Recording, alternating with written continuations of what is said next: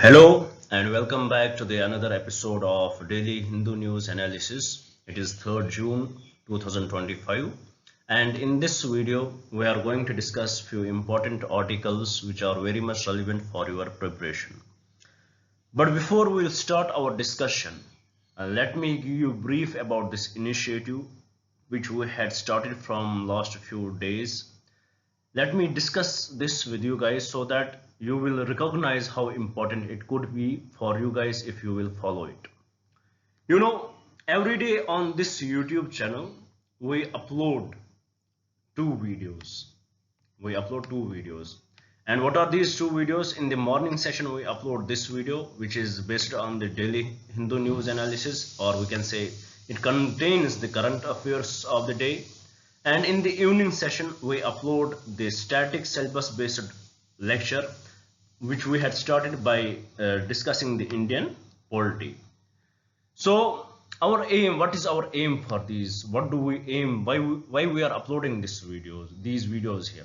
The reason for that is, you know, every day there are students, you know, who are craving for the information, who want to join the coaching institutes, but you know, some are in the colleges, they cannot spend their time in the coaching institutes because they have to cover their undergraduates, they have to clear, you know, they have to cover their college studies also. And some are not fortunate enough, they don't have the economy that will support them to join any coaching institute, or some are somewhere busy. So what can those students do? You know, they do have the dream to become IAS officers. They do have the dream to become the officers to work for the country. What they can do? You know, for them we had brought this initiative. It is for everybody. If you want to watch my videos, if you want to get the information, it is for everybody. But especially it is for those who are not able to join the coaching institutes for whatever reason it is. You know, for you to become an IAS officer, you need to have the good grasp over your syllabus. And what does your syllabus require?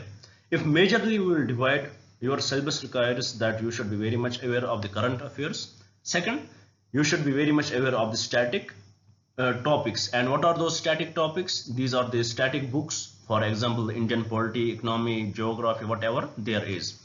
So what we are going to do here, every day we will discuss the current affairs so that your current affairs portion would be covered, and at the same time in the evening session we will discuss the static portion. And we had started with Indian polity from last 2 days. We had delivered 2 lectures so that we will cover your static syllabus also. And we are aiming that by the month of January 2026 we will complete your full syllabus here. It would be available on this YouTube channel. Whenever you would want to watch these videos, these would be here, so that it will help you in cracking the exam. So we are covering whatever is required for your prelims. We are covering whatever is required for your mains. We will try to cover whatever is required for your interview. But one thing which we will not cover here are your optional subjects. Optional subjects we are not going to cover here. So please note that. For the optional subjects, you would need to go to some other coaching institute. But here we will discuss your current affairs, we will discuss your static part, we will discuss everything what is required for your preparation. So with this, I request you guys, please, if you are interested in this initiative, please do subscribe the channel, do like it, do share it with your friends so that they may also get benefited from this initiative, from these initiatives. Maybe you are fortunate enough to go to the coaching institute, but there would be many who are not in a position right now to join any coaching institute. It may help them. So please do share it with your friends so that they may get benefited from it. Now, without any delay, let's start our discussion.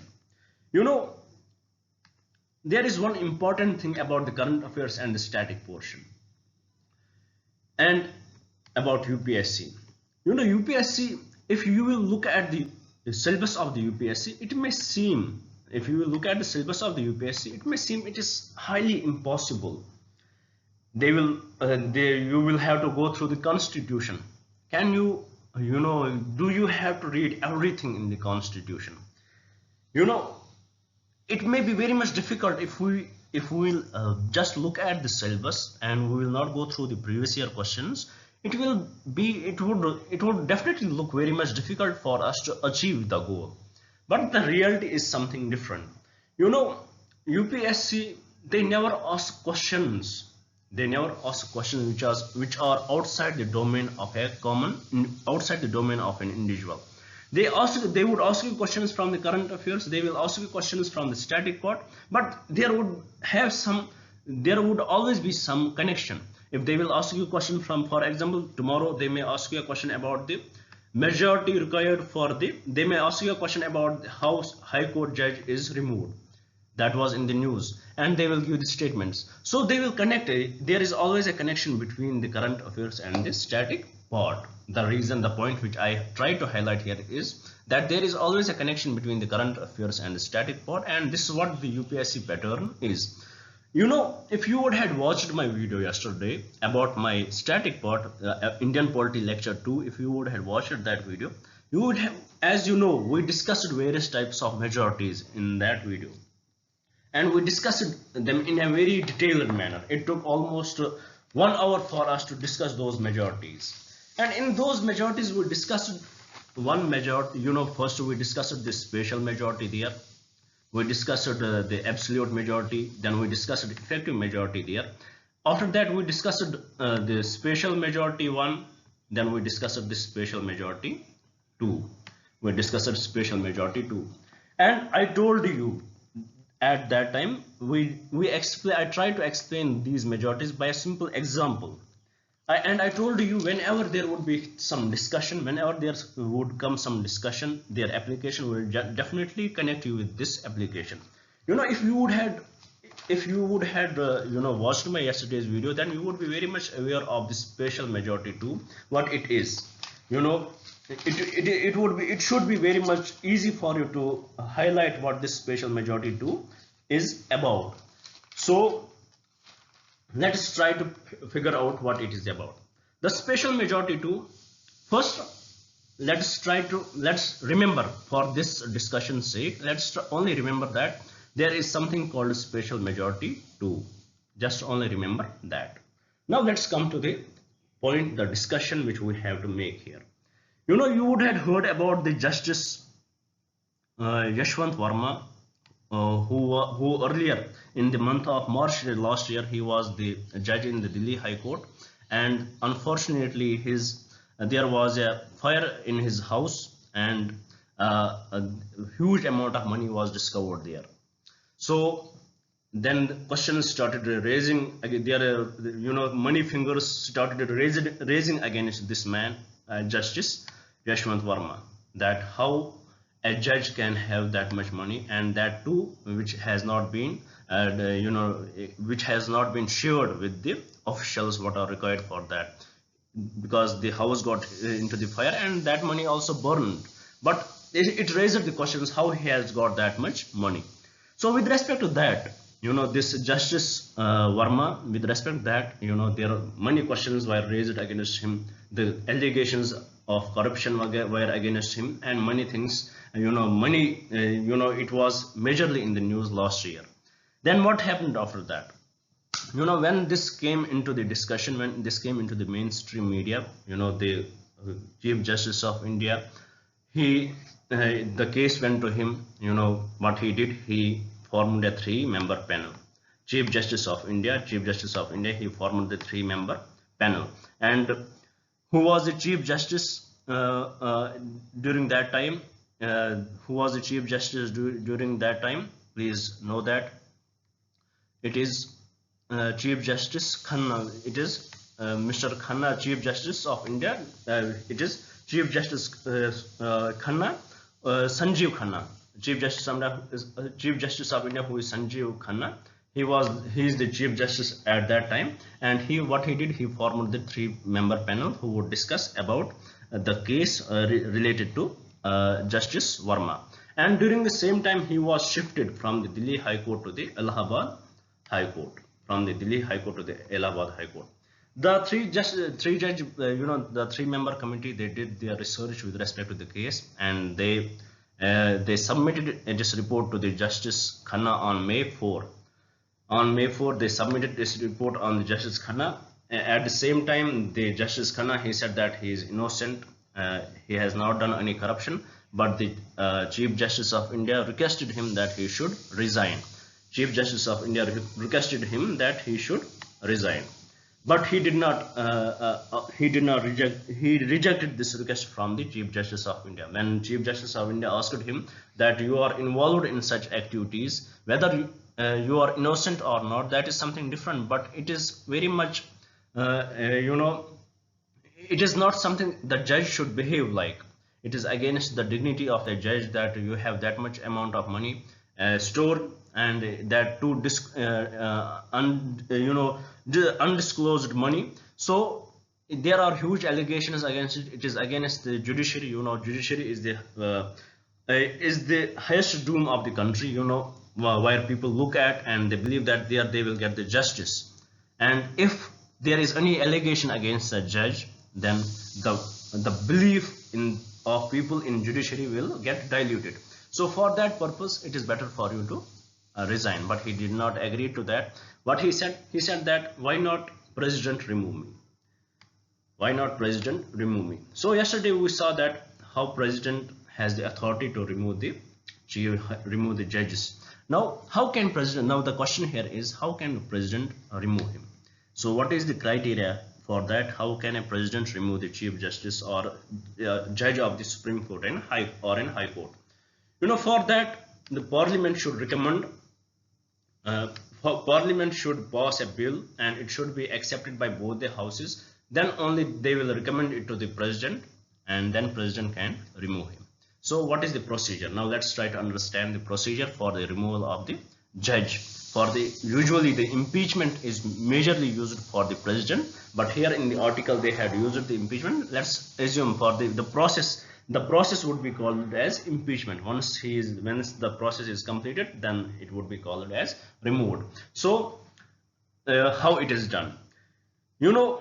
First question may come to your mind, in which if the motion is present, if the motion of removal of the Justice Verma would be presented, in which house it would be presented?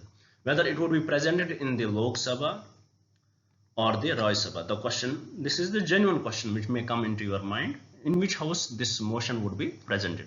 For that, it would be present in either of the houses. But the condition is, if it is presented in the Rajya Sabha, then 50 members should support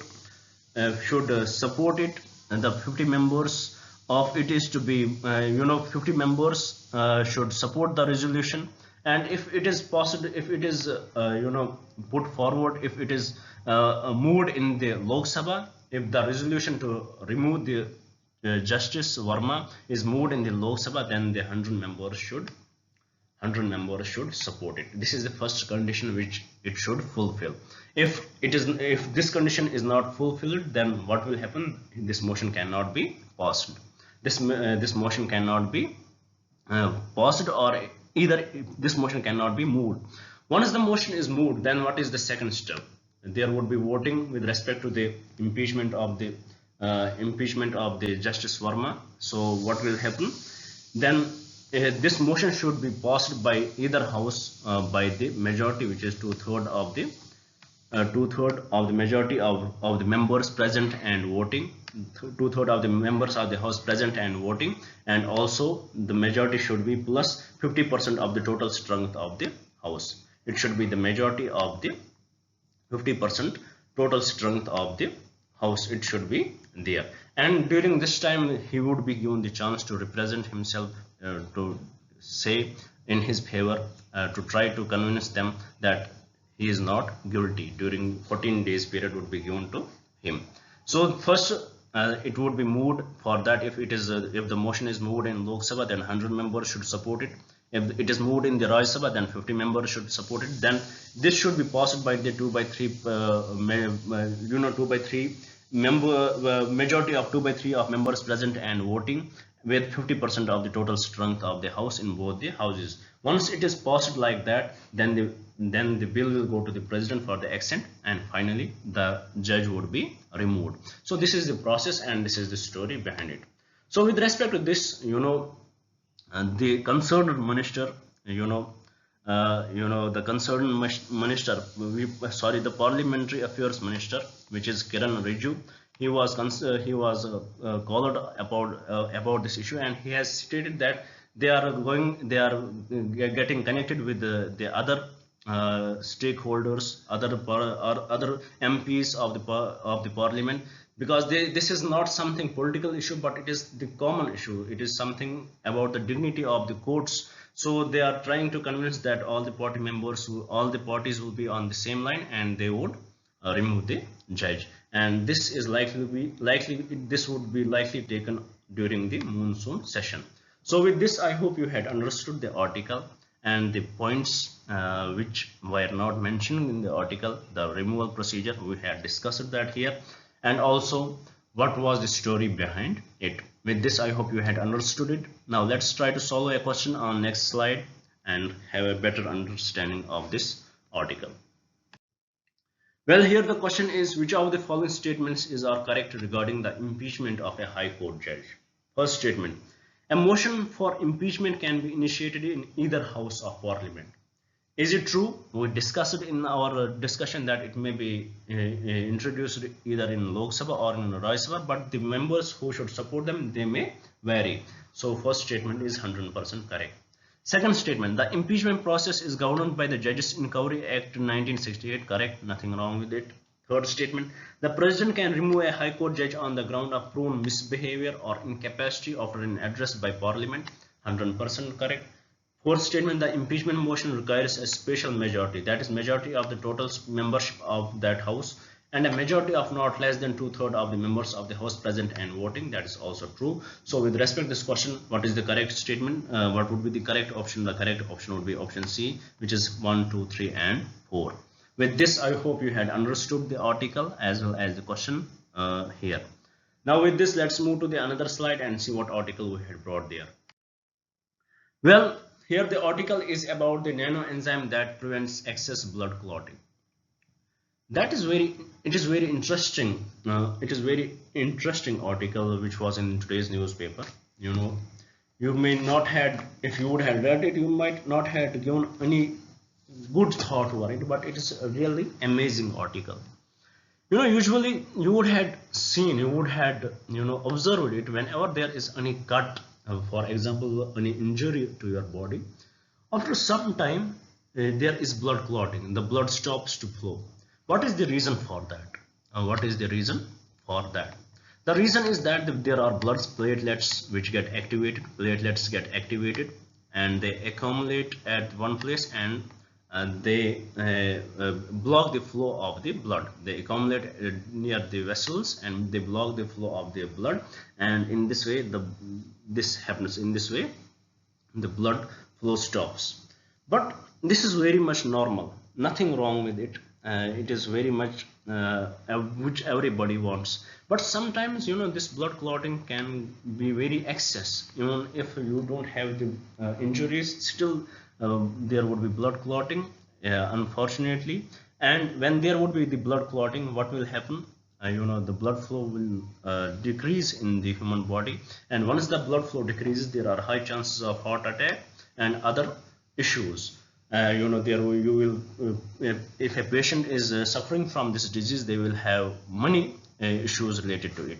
So to overcome this issue, this excess blood clotting, to overcome this issue, the International Indian Institute of Science, they have developed an metal based nano enzyme that can potentially be used to damp down on abnormal blood clotting. So they had developed an artificial metal based nano enzyme that can potentially be used to damp down on abnormal blood clotting. They had developed this enzyme, which is an artificial metal based nano enzyme which will damp down it. So this enzyme they had developed, which would damp down this clogging, which will the patients who suffer from this extra clogging, they go through conditions like pulmonary thromboembolism, they go through the conditions like PTE, and it is very dangerous for them. So they had developed this enzyme which will reduce the blood clotting. So we discussed that how blood platelets work, how it helps in blood clotting when there is some injury. But if it is beyond the normal conditions, then it may be very much dangerous. And with respect to this, we should know that there is some biochemistry related to the blood clotting. What are the chemicals related? Please do remember that it involves complex series of protein interaction triggered by signals from physiological agonists or chemicals such as collagen and thrombin. So please do remember these are the this thing. It is this blood clotting. It is it is brought forward by the chemical reactions through the chemicals like collagen and thrombin. Collagen and thrombin, these are the chemicals. Proteins, to be more precise, these are the proteins responsible for it, which is collagen and thrombin. Collagen and thrombin. And we also discussed if there is excess blood clotting, the condition it will give rise to the conditions like PT, which can have very severe impact on the human body. And also to overcome this,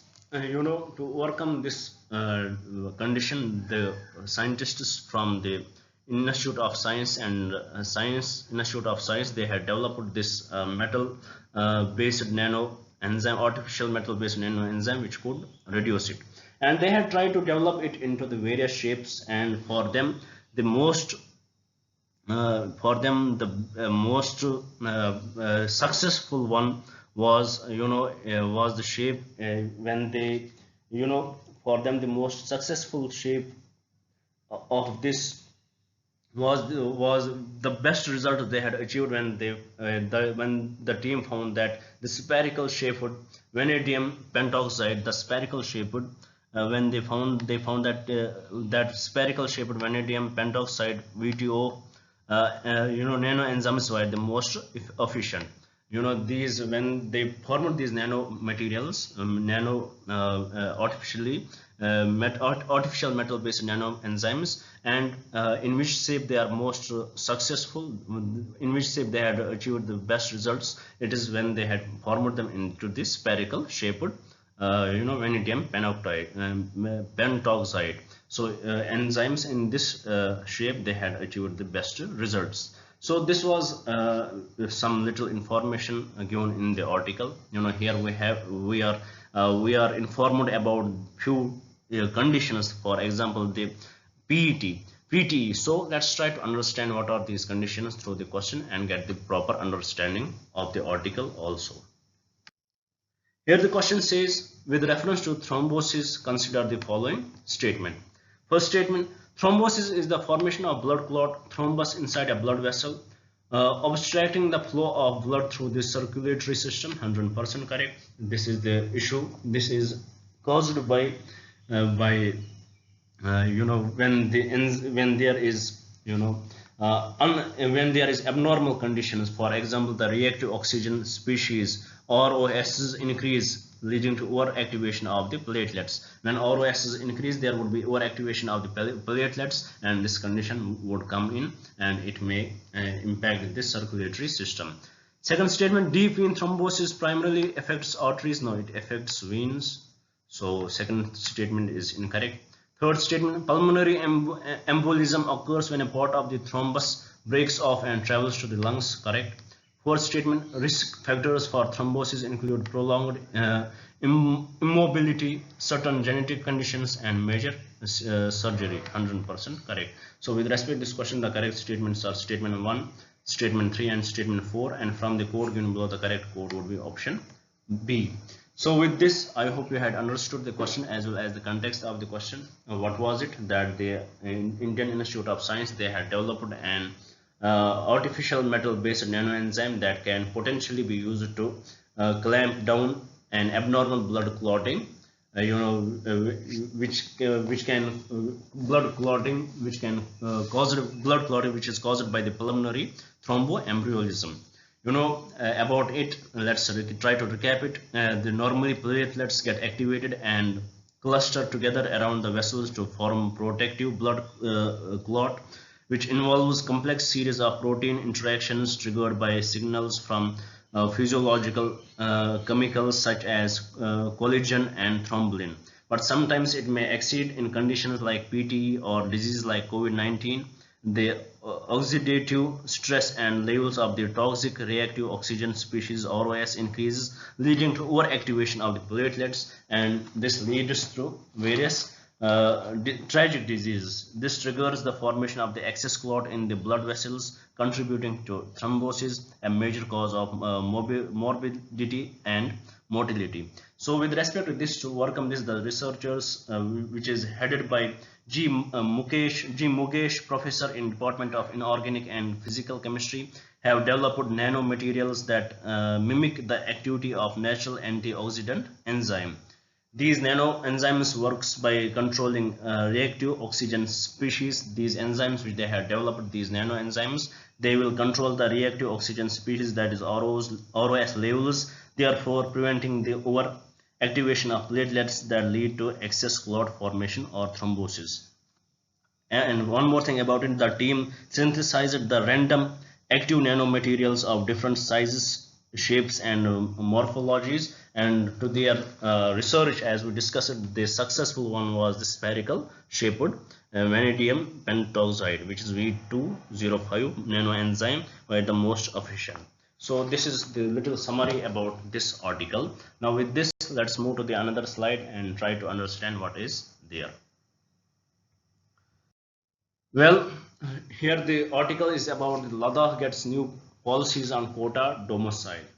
So what it is about, after there was the bifurcation of the Jammu and Kashmir, when it was divided into two UTs, Ladakh and J&K. Initially Ladakh supported the decision because they believed that they will be given the separate status, and they believed that they will enjoy it. But they found out by time that their rights had been restricted. There was the Ladakh Hills Council, their rights had been restricted. Job creations, not that much jobs are created. They felt marginalized, and they started protesting against the government that they should be given they should be given the state status, and second, they should be put into the sixth schedule. Where they will be controlled by the autonomous districts by themselves, and they will enjoy the lot of autonomy with respect to that. Because there is huge unemployment there is various issues are arising there. So with respect to this, they started protesting. We had seen how the Wangchuk, from whom the Three Idiots was inspired, he protested against the government, how he was on the hunger strikes for many days with respect to that. And their concerns are always there. So with respect to this, the government of India, the union government, they had notified some changes. Which might be very much interesting for us to understand. First thing, what they had, they had brought up the new policies on quota and domicile. The Ladakh civil society, they seeking consolidation safeguards for the reason they always seek the Ladakh civil society, they had always seek the constitution safeguards for the region. So union government yesterday they notified new policies on reservation, on language, on domicile and composition of Hills Council for Ladakh, and in it they had granted 85% reservation. 85% reservation for whom? 85% reservation for the residents of Ladakh in government jobs. In government jobs, there is 85% of reservation for the residents of Ladakh in government jobs, and for the other residents they will have to show 15 years of continuous residence from the 31st October 2019. Then only they can get the domicile. If they want to get the domicile, if they are for example, if anybody worked for the center, they used to be posted in that particular region, they have to, for their sons and daughters, they have to show that they had stayed there for 15 years from 2019 October 31 2019, then only they can get these benefits. And also one thing which was notified, that 1/3 of the members, 1/3 of the seats in the Hills Council would be reserved for the women. And the official languages, it was notified that the official languages which would be spoken there, or what the official languages of the Ladakh would be English, Hindi, Urdu, Bodhi and Purgi. These would be the official languages spoken there.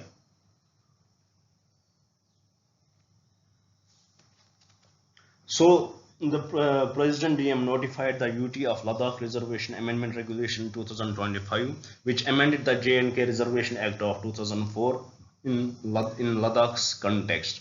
So total reservation for the government jobs, if we look at it, it has reached to 95%, in which 81 are for the STs, 4%, 81% is for 80% is for the STs, 4% are for the people, 4% are for the people living on the line of actual control, and 1% for the people living on line of control, and 10% is for the people who belong to the economically weaker sections. So if we look at this, the reservation given in this region, it makes the Ladakh one of the highest, one of the states which has the highest, which has the highest reservation, which gives the highest reservation. It is something around 95%. It becomes one of the UT which gives the highest reservation to the people.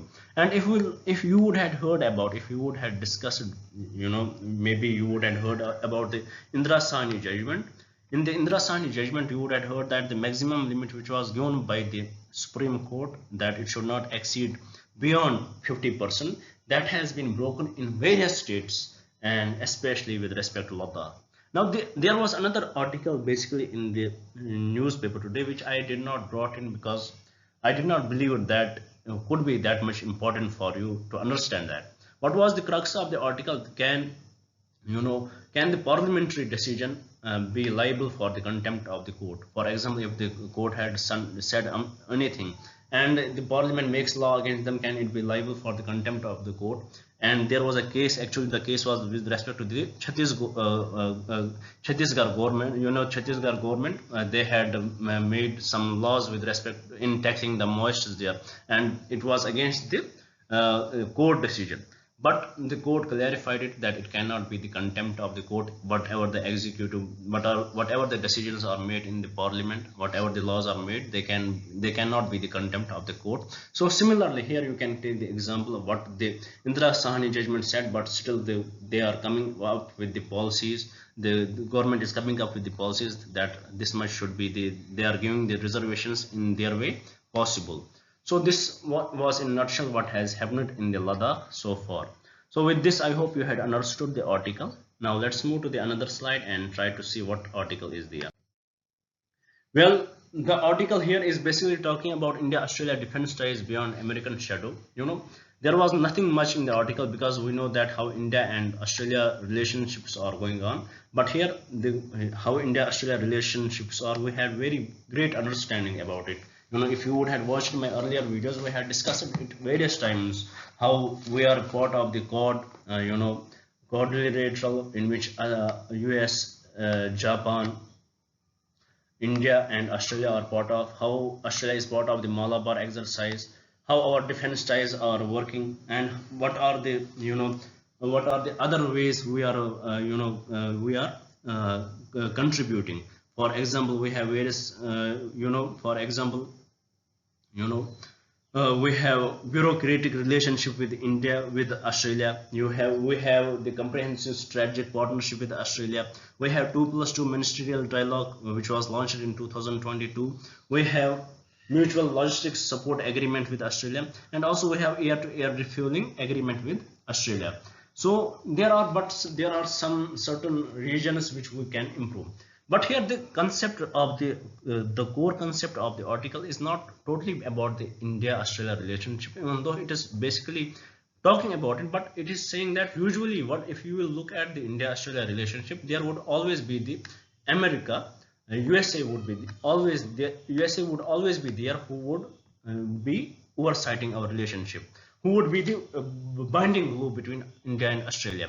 But here the author says, as we are seeing right now, the Trump's approach, how he is moving away from it, how he is much becoming a shopkeeper than the partners of the countries. Whoever pays him more, he is going to work with them. So for the USA is moving away from it. It is better time for India and Australia to realize the importance of the region, as they have the common enemy, we can say, to tackle China.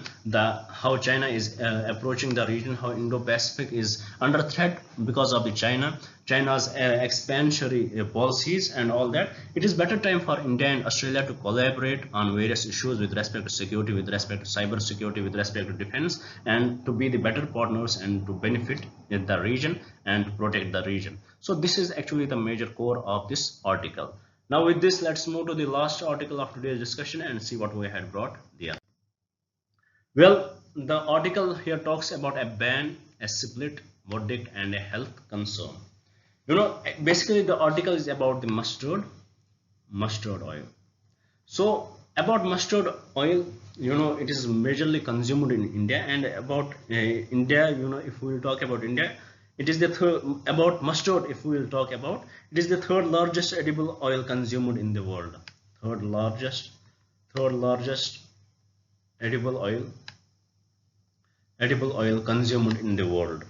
So with respect to the mustard oil, it was majorly used in India. About it, there is one concerning factor with it, and that is the erucic acid. What is that? That is erucic acid. About erucic acid, it can be good if in this certain concentration, but if it exceeds its concentration, then it can be very dangerous. With respect to mustard oil, its concentration is around 45 to 50%, and with respect to the Western world, it is very much unhealthy for them. It may lead to health causes like the heart attacks and various other issues or premature tissue deaths. So it is very much dangerous for them. So in order to cure this problem, usually the blending of the mustard oil is happening in India. So with respect to this, the blending of mustard oil is happening in India. So with respect to that, if you would have heard about the Food Safety and Standards Authority of India, they had banned it. With respect to mustard oil, they had prohibited the manufacturing of it. They had prohibited the manufacturing, and they had banned it in 2021. They came up with the directives in 2021, and they prohibit the manufacturing prohibit the manufacturing and sale of blended mustard oil in India, and it came in 2021. They came in and they banned it, so it justifies the ban.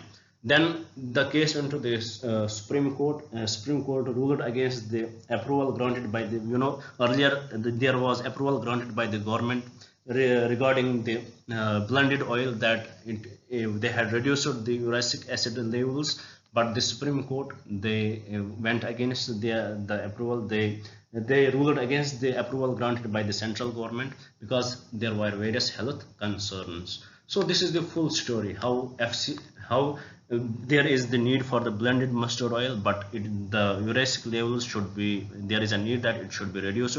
The central government came up with it, but there are still traces which are harmful for the human body. So the Supreme Court came in and they stayed the order of the central government. They in a way ruled against them. So this is the full story. Now let's try to solve the question which can be asked from this article. Here the question says, with reference to the erucic acid, consider the following statement. First statement: erucic acid is a monounsaturated omega-9 fatty acid commonly found in high concentrations in the mustard oil and rapeseed oils. 100% correct. Second, high intake of erucic acid has been associated with adverse health effects including cardiac lipidosis. 100% correct. In India, the Food Safety and Standards Authority of India has specified maximum permissible limits for erucic acid in edible vegetable oils. Correct. Fourth statement: canola oil is derived from specific varieties of rapeseed that have been bred to have low levels of erucic acid. That is true, correct. So with respect to this question, all the 4 statements are correct. With this, I hope you had understood today's discussion. There were only few important articles which were relevant with your prelims preparation as well as with your mains preparation. I hope you had understood them very properly. If there is any confusion, please do write into the comments. We'll try our best to reach out to you guys, and also please do join our evening session where we will deliver the lecture 3 of Indian polity. Thank you for staying with us. Thank you very much and have a nice day.